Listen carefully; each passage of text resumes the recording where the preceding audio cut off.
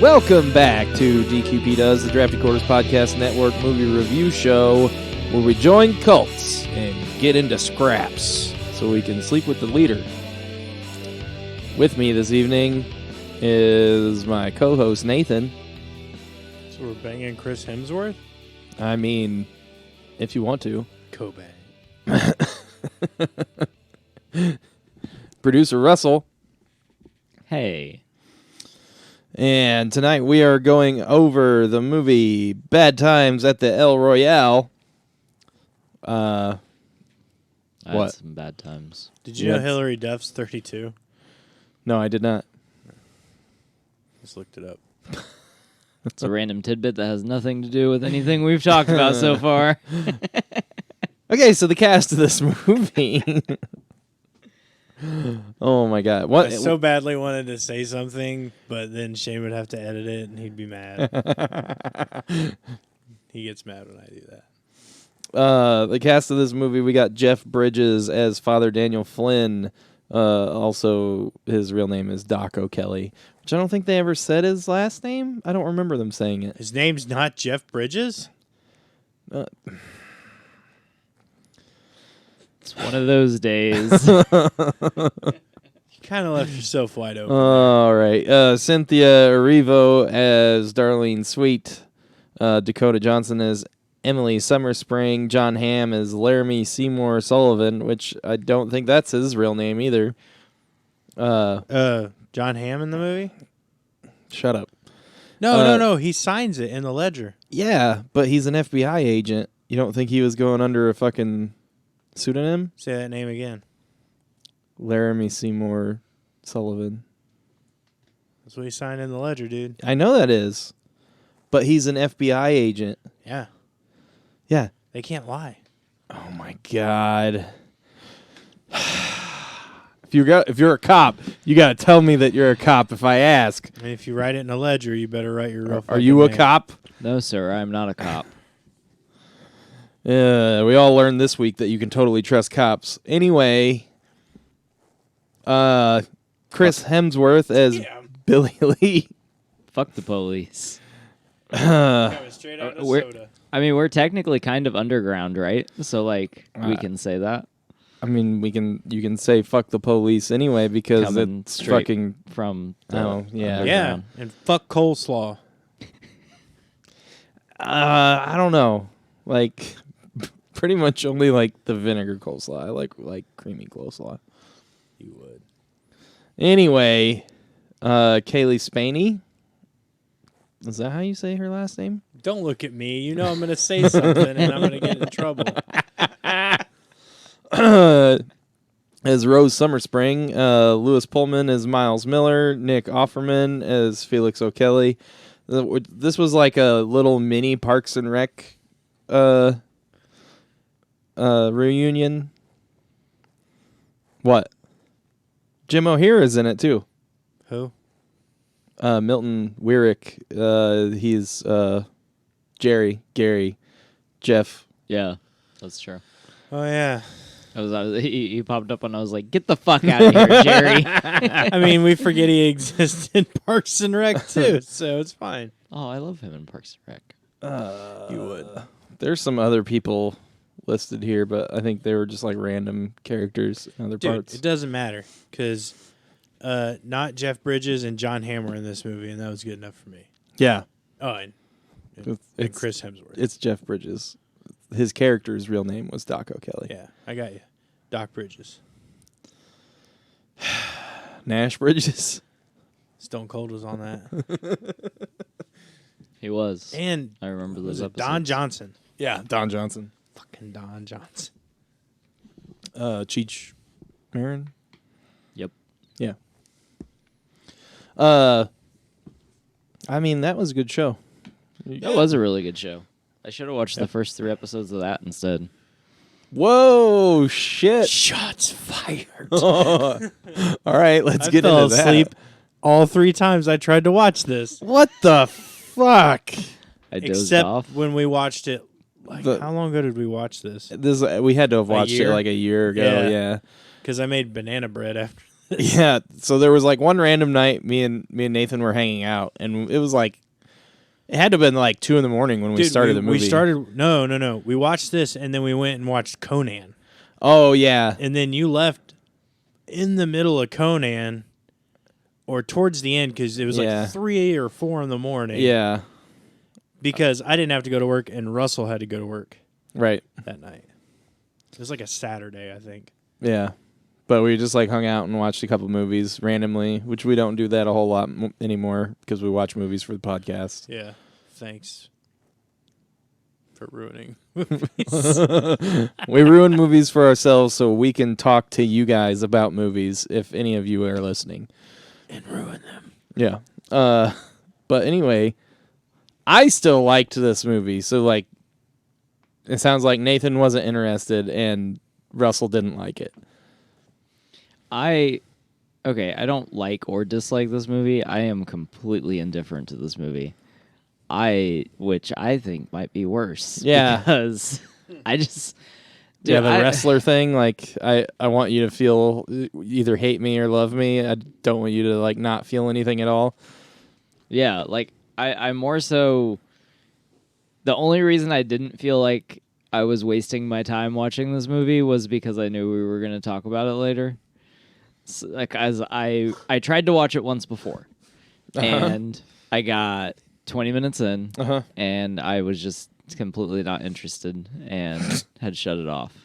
Which I don't really shut movies off. Like, there's less than 10 movies that I have shut off, and one movie I've only ever walked out of the theater on, which is Into the Woods. Which is one of the worst musicals I've ever seen. Fuck that movie. The movie's fucking terrible. Happening. You walked out of The Happening? No, I didn't. I wish I had. Oh. I liked it. At least it had a real mystery to it. So there's just I don't know. Like it just I don't know. I'm not engaged at all like throughout this movie.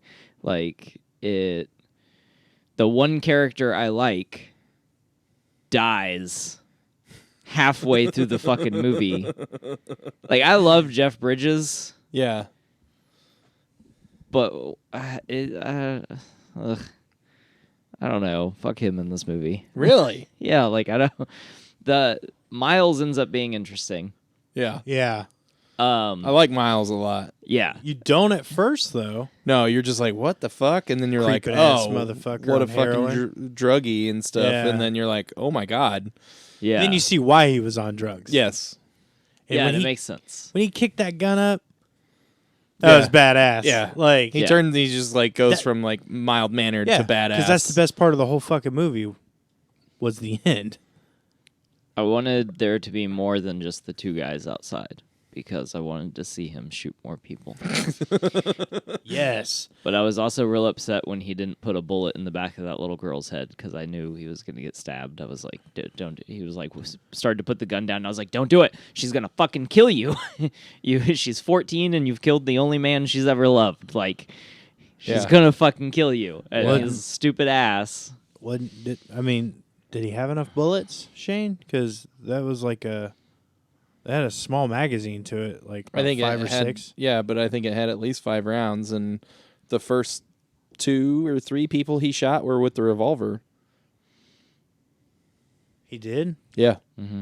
Oh, yeah, because he picks the revolver up. That's who he shoots Billy with, and then he shoots the guy or whoever was standing next to him with that.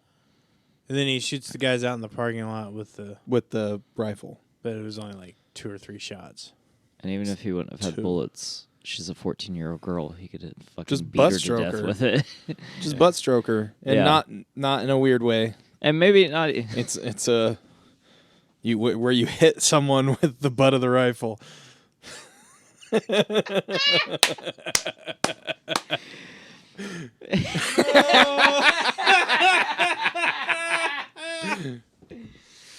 Oh, you gotta leave like that. how you said it, and you're like, and not in a weird way. Like, Well, I said butt stroker, and I look over, and Nathan's just like, whoop. Yeah.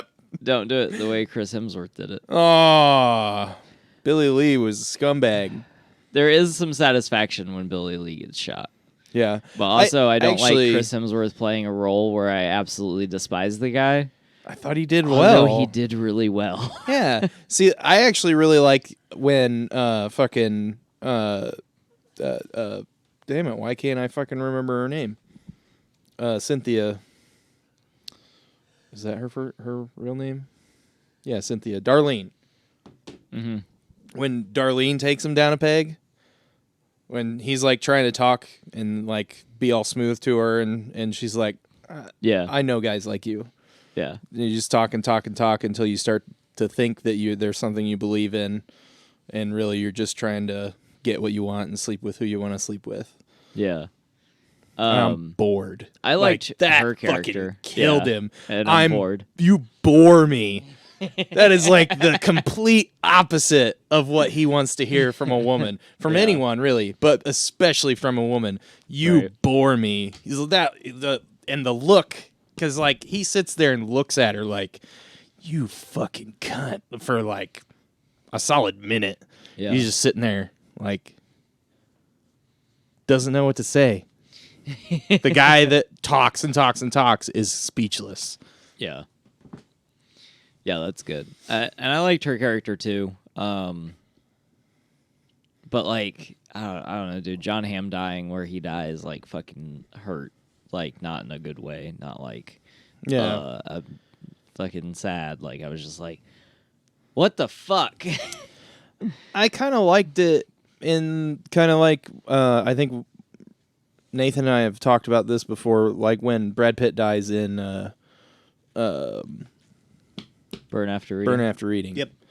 And you're like, oh yeah, Brad Pitt's in this movie, and you're like, he's kind of a side character. I wonder if he becomes like more important later, and then he gets fucking shot in the face. Yeah. And you're like, holy shit! Because you didn't expect him to die. I felt like kind of the same way about John Hamm. Like, I don't love him as much as I would like, Brad Pitt in a movie, but Right. It's a similar thing. Like, this guy is kind of one of the main actors in this movie. He's had a lot of screen time. You don't expect him to just fucking get blown in half. Yeah. And a lot of my problems with the movie aren't necessarily based on the characters, because I thought mostly everyone did a really good job. And as far as like Jeff Bridges' character, it's not really Jeff's fault. His character was just underdeveloped. He not even that he didn't have enough screen time, just there wasn't enough emotional appeal, but also he's only really after money. So I don't know. And then the whole motive and him talking about splitting it with Darlene, and like I get that her voice awakened something inside of him, I think was what they were going for. But the way the movie's put together is very jarring. Mm-hmm. And like it has to be like when you're doing the room thing, like it's doing that. It's bouncing around a lot, and it's like cutting from room to room. And you're staying in each room and stuff, and it just doesn't feel cohesive to me. I kept like it would basically cut to a different room, and I would start to lose, like it would start to lose my attention. Yeah, and I would feel less engaged, and I like the moral is just don't be a cult leader. I don't know. I didn't really get anything out of this movie. don't be a piece of shit. Yeah, like that's kind of like, where it was going. If you're a cult leader, you end up dead. Yeah. And then Chris Hemsworth doesn't even show up till the third act. Yeah. Which like he's alluded to in the first couple, which I appreciate that was actually there. But then like there's just this whole so much in this movie, and it just like each thing was more jarring than the next, and I just couldn't. I don't know. I didn't have a good time. Huh. I just was sleepy. Yeah. I was pretty awake. Like here, I'll break it down for you. Okay. First off, good beginning. Nick Offerman's in it. kill Nick Offerman off. That pissed me off. So then we go on to the movie, and we got I can't find out where I'm at, Jeff Bridges. And what was her name? Darlene. Darlene. I always want to say Dorothy. It's not the same, No. by the way. Checking into a hotel. And what was this, like the 60s? 1969. 1969. Yeah. Okay. There wasn't a lot of racist undertones in this, and I was surprised by that. You know what I mean? There was a couple things. One, when John Hamm was talking about like how the hotel went down and wasn't doing as well, and the reason why he said a priest, a Negro, and a vacuum salesman can get rooms there. His whole thing, every time he interacted with her, was sexist and racist because... Oh, okay, yeah. Because he was like, oh, well, a girl like you, I bet you know people that are in the hospitality industry. Right. Suggesting that I'm more surprised. one woman and two black women were, all maids, basically. I'm more surprised that Miles wasn't more of a dick at check-in time. I was waiting for that. Because, like, when we talk about, like, time period pieces and stuff like that, Yeah. like in the 50s, the 60s, even in the 70s, and even now, unfortunately, like, you kind of wait for those undertones to be portrayed in the movies, and they didn't. So I was kind of shocked by that. But, Yeah. The start of the movie, you got, like, this shitty-ass hotel clerk. Yeah. And, John Hamm, who I fucking love John Hamm, not in enough movies. So that's what kind of sold it for me. And then he goes through his hotel room, and it goes room by room. And I like the chapter-esque stuff. It was very Tarantino. Yeah. He goes through his whole room, and you don't know why he's looking for bugs. You find out later that he's an FBI agent. Why were all the bugs in the room? Why? Yeah. Yeah, it would have been nice for them to finish that plot. What? They really didn't finish that. Yeah, they did. Okay, by a throwaway line? No, because when he talks to Hoover, and they go through this twice, but he talks to Hoover. They had a operation going on at the hotel, and he was cleaning it up. He was going back in and retrieving their equipment so that it was like they weren't there. And then he found And then he someone else's found bugs. the other equipment, which was the equipment that the hotel owners... So, like, they never explained the owners, who they were. But the owners were basically... I'm sure they, like, were alluding to it. They were alluding to it when they said the address, that it was sent to a P.O. box in Pennsylvania, but I'm not sure what that was supposed to mean. But the other bugs, one set of bugs was the FBI. The other set of bugs was the owners of the hotel, and they were basically using the hotel to spy on people so that they could use some kind of extortion, whether it's to influence them if they're influential people, or to take them out if they're competitors. They got that whole, like, filming thing going on. Yeah. Behind glass. Right. Which was an interesting aspect. Looking at it from the construction of the hotel, you'd wonder why there was... I don't know. Maybe there was rooms on the other side. Like, I was just thinking about the building layout. Yeah. And, like, we'll just make it like a U. Okay? Yeah, it's kind of like... You like got your main V-shaped, building, and then, kinda. like, you got your... Yeah. So, there had to have been rooms on the other side. Because why wouldn't you have a window where On the wall, where the glass is? And then I was like, is there no bathrooms in these hotel rooms? But you kind of get, when Darlene's, like, singing, you kind of get this side view so you can see a door over to the side. And I was like, all right, well, that's probably where the bathroom is. But then I wondered why there wasn't, like, like some kind of glass in the bathroom, too. Because whoever was doing this shit was obviously sick as fuck.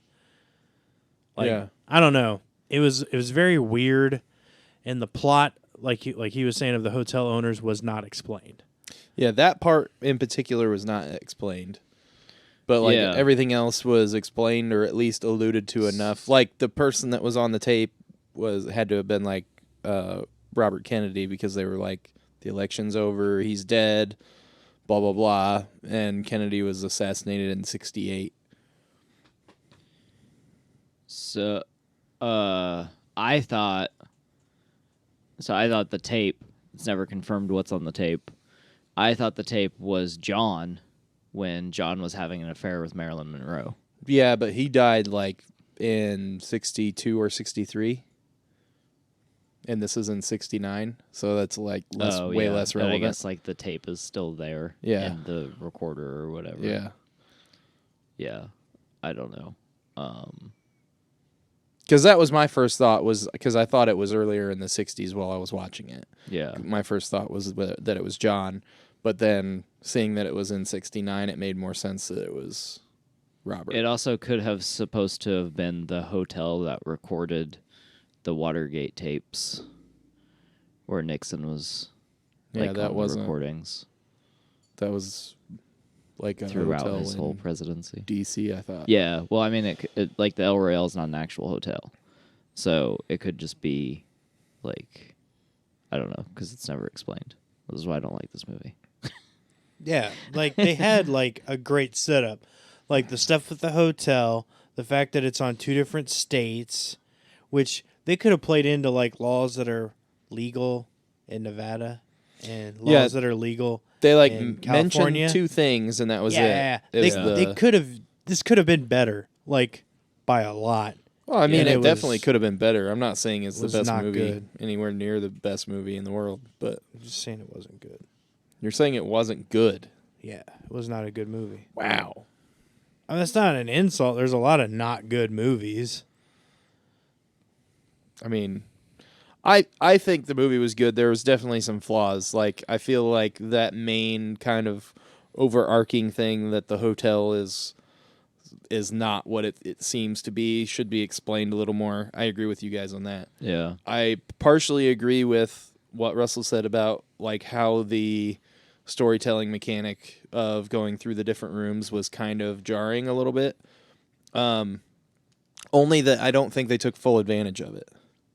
Because there were like long swaths of the movie where it didn't do any chapter changing. And then there were short periods in between a couple of the other chapter changes, right? Where I think, if anything, it should have done one of 2 things. It should have done all the chapter changing at the beginning, just as like an introduction to each character, like really quickly. And then gone freely back and forth between them. Because, I mean, that's normal storytelling. You see that you're with this character, you know, you're going to understand that this is happening at this time. And then if you need to jump back and forth, then you explain it somehow. The other way that I could see it happening, which also I would have liked, would have been more like 4 Rooms. If you've ever watched 4 Rooms. Yes. 4 Rooms was kind of an anthology movie, but it was 4 different directors and writers, and they wrote basically a quarter of this movie, and it all revolved around a hotel. And it was Tim Roth was the bellhop. Yep. He was the only one in the hotel that night, and he had to take care of 4 rooms. And in each room, something different, crazy shit was happening. Yeah. And you know, it all tied together because it all had to do with the same bellhop in the same hotel. And it was all happening in the same night. So what I would have liked to have seen from this movie would have been to do something like that, only, you know, you get the main plot of each character out of the way of their characterization, and then do the Billy Lee part as like a overarching that brings them all together. Yeah. Which is sort of how it worked, but it didn't stick to it. Yeah. It like kind of did it in the beginning and like only half-assed did it, and then it kind of like let go of it completely in the middle and then brought it all together with the Billy Lee stuff at the end. Yeah, I get the idea they were going for and what they were trying to do. It just wasn't executed very well. I don't think it was executed perfectly. No, but it kept my interest, and I was amused by the movie. I'm glad you enjoyed it. I don't hate you for making me watch it, but I wouldn't recommend it. Wow. Is it the worst movie we've done on the podcast? No. No, that was you know what movie that was, dude. It was Blade Runner. I'm gonna ponder this thought. I knew that was coming. No. I mean, You tried to get me to do it Hulk. earlier. Oh, If you asked me which movie I would rather watch again, Hulk. the answer's Hulk. I would say this movie. Oof. You're the only one. Man.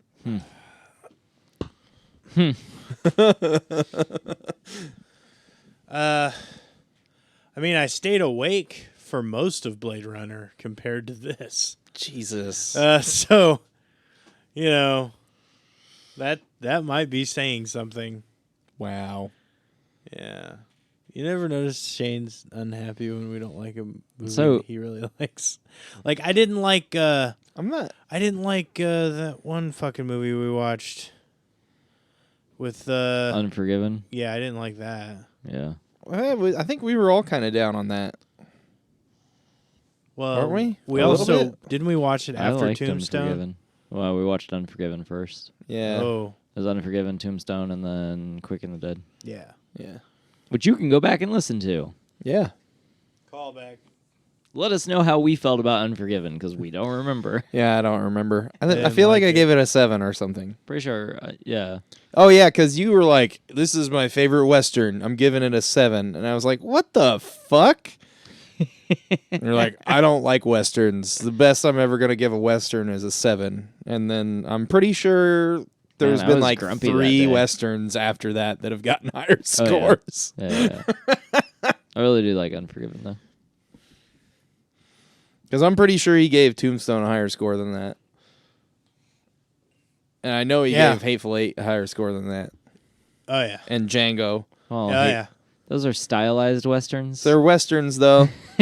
They fucking count, bruh.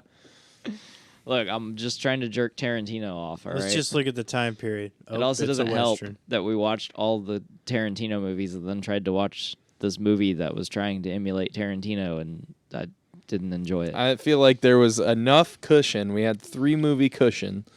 You know what we could have watched? Naked Gun. God dang it.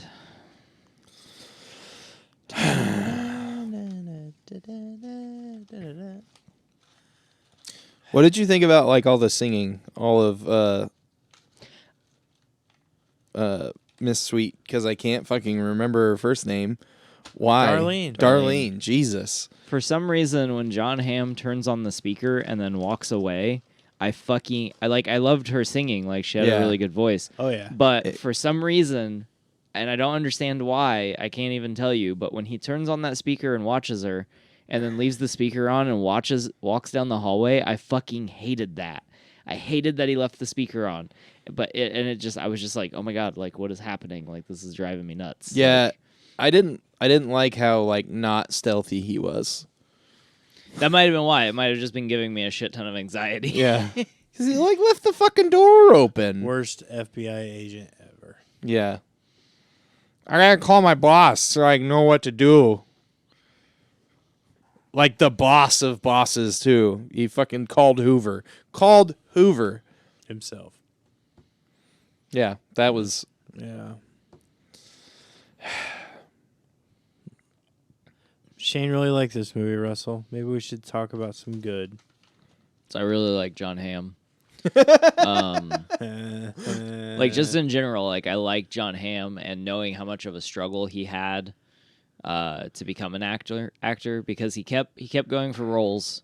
And you can Mike Rowe does a podcast called The Way I Heard It, and he writes out these stories, and you don't realize who the actor is till the end of the story. Yeah. Well, the one he did about John Hamm is it's called The Man with the Face or something along those lines, because John Hamm is very distinguished. He has a very particular look to him. That particular Yes. look is him playing some older guy from the 1950s. Yes. Uh, He has like the classic super handsome 50s actor face. yeah. I would also accept him as some sort of original screenplay, not based off anything, playing the first superhero to appear in the 1950s as like a Superman Yeah. analogy or whatever. Analog. Analog, that's what I was looking for. But so he struggled a lot to get jobs. Give it like 5 more years and we're going to do Kingdom Come. Where he plays Soups. Dude. He just Yeah. has that jawline. Like Yeah. he has that I'm a superhero jawline. Yeah. Yeah. And He's a good-looking motherfucker. yeah. I'll say it. I thought he should play Batman before they gave it to Affleck. I would have loved him as Batman, I think. Oh my God, I- dude. Dude, Okay. him as fucking Bruce Wayne? Holy shit! Hold up. Fuck that. Fuck that movie. Fuck him being in a Zack Snyder film. I want Whatever. him to play 1940s detective Batman. Yeah, like year 1. Yeah. Well, no, it like actually takes place. Like make a Batman movie that takes place in the same time when Batman first arrived in Action Comics. Yeah. Or not Action Comics, Detective Comics. Detective Comics. Yeah. I knew what you meant. I'm asleep. So when Batman first showed up and he was like a detective, he was a superhero detective guy. I want John Hamm to play that Batman Okay. in the 1940s, and it's a noir movie. I mean, it would be, I guess, but Yeah.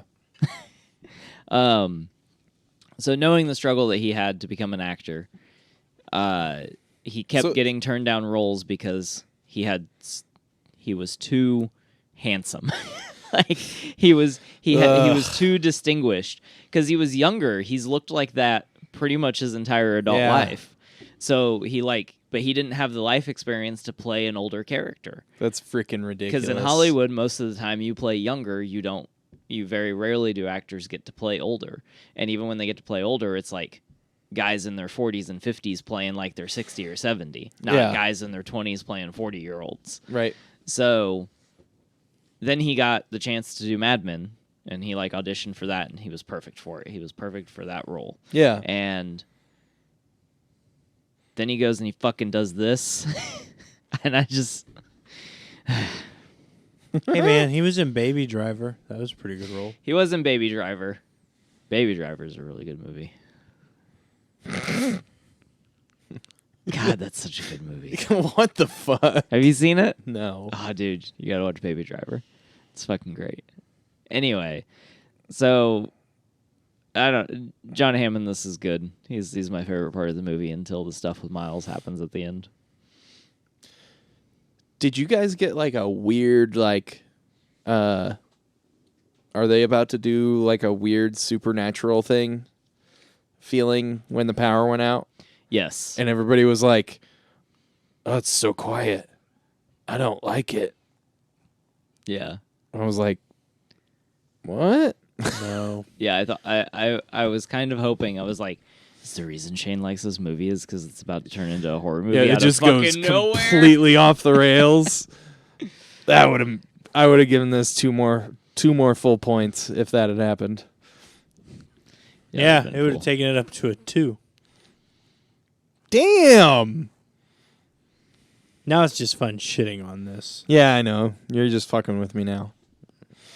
I like it. Fucking cocksucker. I'm not fucking with you. I really don't like this movie. Yeah, I know.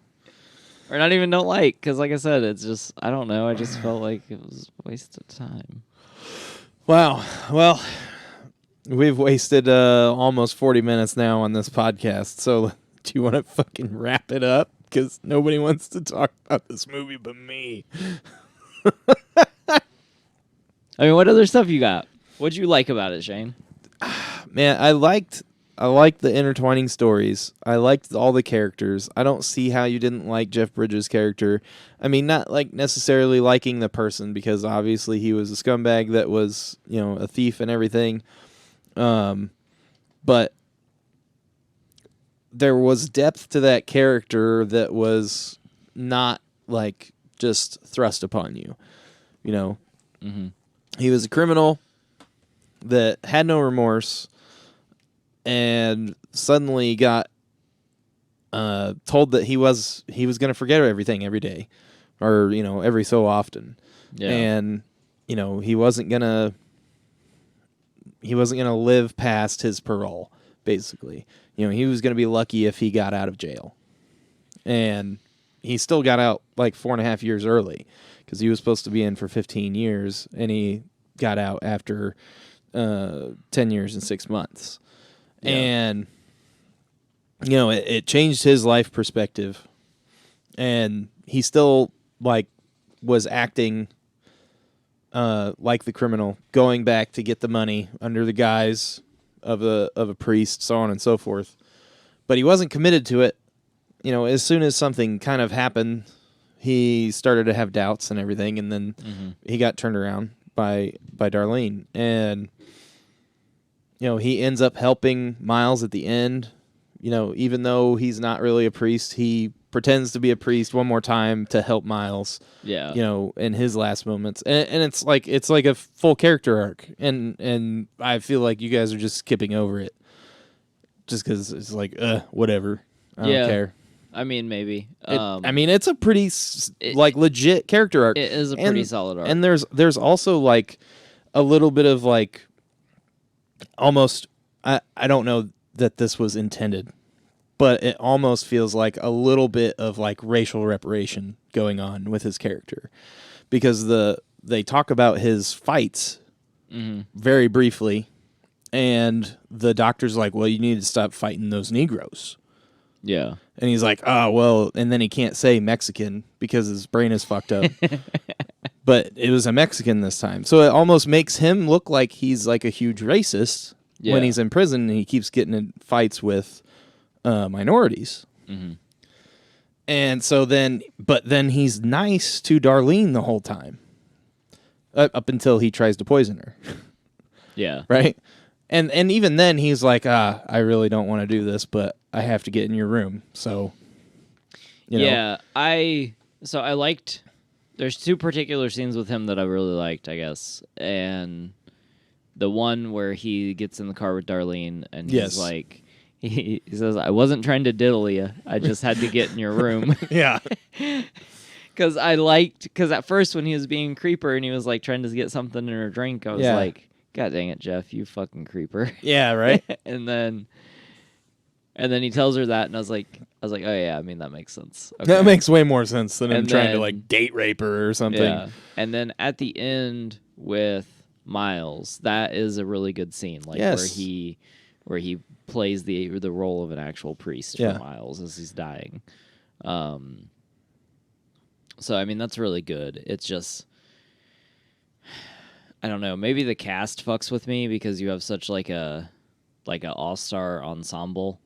So you're like trying to spread screen time, and you're trying to make sure everyone gets like a fair amount per whatever was probably in the contract. Mm-hmm. But like Jeff Bridges is a phenomenal fucking dude, and I just don't feel like he was given the justice as an actor for the character. Like, I get what you're saying with the arc, and yeah, it's all there. Maybe it should have been more in the foreground for me, or I don't know. But those two particular scenes I did really enjoy. Yeah. And like the more you talk about his arc overall, I mean, the more I'm into that. Yeah. I mean, it's all there, and there's a lot of like little details in the movie about the characters and about the plots that if you miss it, then it makes it less meaningful, because it's not like thrust on you like in a lot of movies. It's not spoon feeding or hand holding. Yeah. which some parts of it are kind of spoon-fed and handheld through the movie. So, like, it's weird that it goes back and forth between, like, dropping little tidbits to get you, you know, if you're paying attention, it makes the movie better than the other half of the time. They're like, hey, look at this. Look here. This is why this is happening. Yeah, like the it being a pervert hotel. Like, all that stuff is very much like, hey, in your face, no explanation for the owners, really. Yeah. But hey, all this stuff is in your face, and then all the actual important stuff, like, takes a back seat to that. And, I mean, maybe that's part of my problem with the movie. That the wrong things were held in importance because they wanted to, like... I felt like they were trying... Okay, so we talked about... There was a movie we were talking about where, like, a thing tries to be a thing, but it's playing to the thing instead of emulating the thing. I don't remember what movie we were talking about. I don't feel like this was a noir movie. I feel like this was a movie... Oh, it was L.A. Confidential. Oh, was it? So... It was either L.A. Confidential. Yeah, because L.A. Confidential was like, it had all the parts, but it wasn't like it tried to do too much instead of leaning into the noir thing. Yeah. Yeah. I don't feel like this leaned either. I feel like this was just like, this had the tone of a noir movie. Yeah. With none of the execution. Yeah, because what it felt like, honestly, to me, was like something like Lucky Number 11, but not as clever and set as a noir movie. Dude, let's fucking talk about Lucky Number 11. Well, I mean, I want to watch it again. Yeah. And then we can talk about it later. Fuck we can do another episode about that. I love that movie. We should Are we doing that next week? Well, like, let's we already watched 2 movies this week, technically. Well, some of it. We'll talk about that later. Maybe just I did. I haven't watched the other one yet. Fuck you both. We'll talk about that later. But I think if we do Lucky Number 11, we should come up with other movies that are kind of like that. Oh, okay. I thought it would follow this. Oh, we can just follow this, yeah. Yeah, because I mean, it kind of feels noirish. Yeah, sure. Yeah, sure. Or I mean, we can do. I mean, I don't know what else. This is a conversation for after. Yeah, I don't know what Nathan's problem is right now. I work with fucks. Oh, well, this fuck don't fuck. Anyway, do we want to do ratings? Yeah, that's fine. Oh, there's a lot of edits there. I mean, we didn't tell any of the stories. We were just like, there's stories. I'm gonna give this a 7. I think this is a decent movie. There's a lot of potential for it to have been a lot better. Like I said, if it had gone off the rails and like gone full horror movie at the end, like with some Lovecraft elements or something, then I would have been like, fucking 9. Fuck yes. That would have covered up a whole lot of errors and messed up shit in this movie. But I think it's solid. I feel like the last act almost feels like all the characters are in hell and like, you know, Miles gets like absolution and Flynn and Darlene like get out of hell and everyone else dies and like they kind of deserve to die. You know, even Dakota's character, what the fuck was her character's name? Emily? Mm-hmm. I mean, she was trying to protect her sister, but she was also just like killing people haphazardly, like in the pursuit of which. Yeah. Which was, I mean, isn't good either, you know? Yeah. And she like never tried to go for redemption. She was just like, no, this is all I care about. And I'm just going to directly compete with the person my sister is obsessed with instead of trying any other approach in any way. Yeah. See, she's also a really good actor, and she was very one-dimensional. Yeah. But I also felt like she was kind of a side character She wasn't like a main focal point of the movie. Right.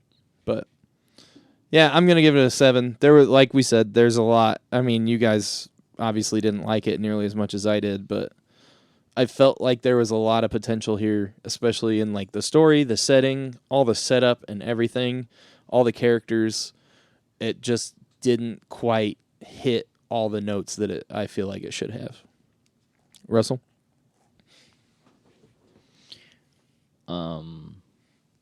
So I've decided if I had to watch this or The Incredible Hulk again, I would watch The Incredible Hulk.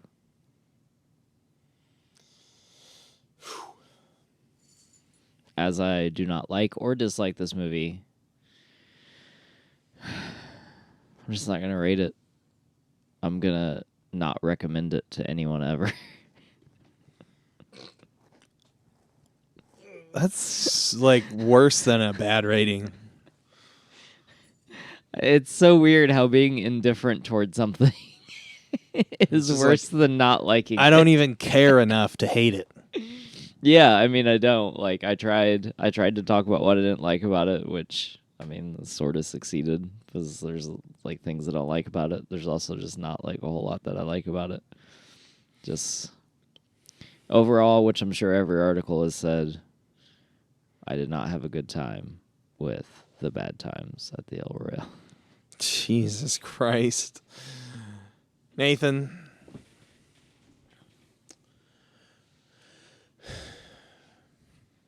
I don't know. Like, if I needed to go to sleep, I would watch this movie again. Fuck. But I mean, that's just putting it in the same category as Blade Runner. Which I was almost going to be like, I'd rather watch Blade Runner again. That's a lie. I'm sure there's a movie out there that would make me want to watch Blade Runner again. This is not the movie.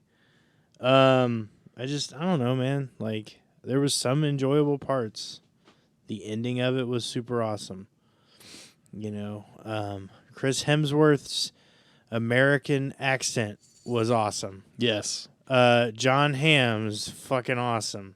Just this movie was a missed opportunity for storytelling, for other character arcs, apparently besides Jeff Bridges. So, 10 out of 10. Nice.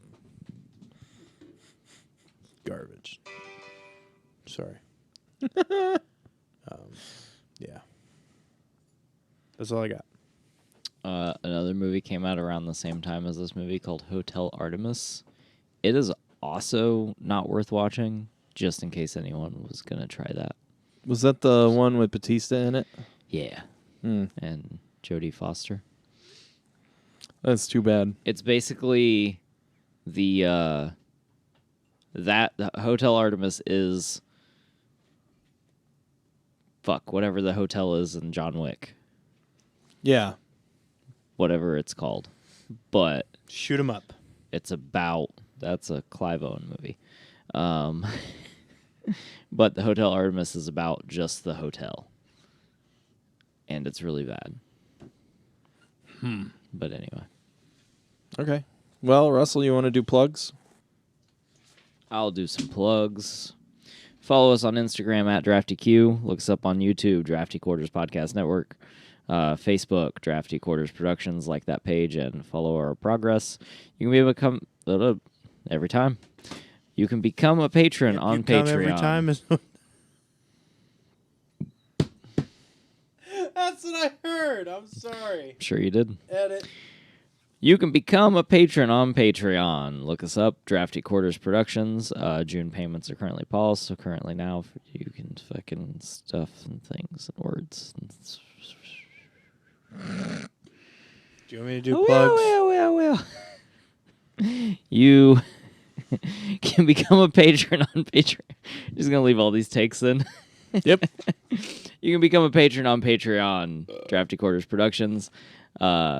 June payments are currently paused, so get on there, sign up. It's free right now or something. Email us with questions, comments, concerns, thoughts at draftyq@gmail.com. It's understandable if you have concerns at this point. Oh, man. You should have concerns.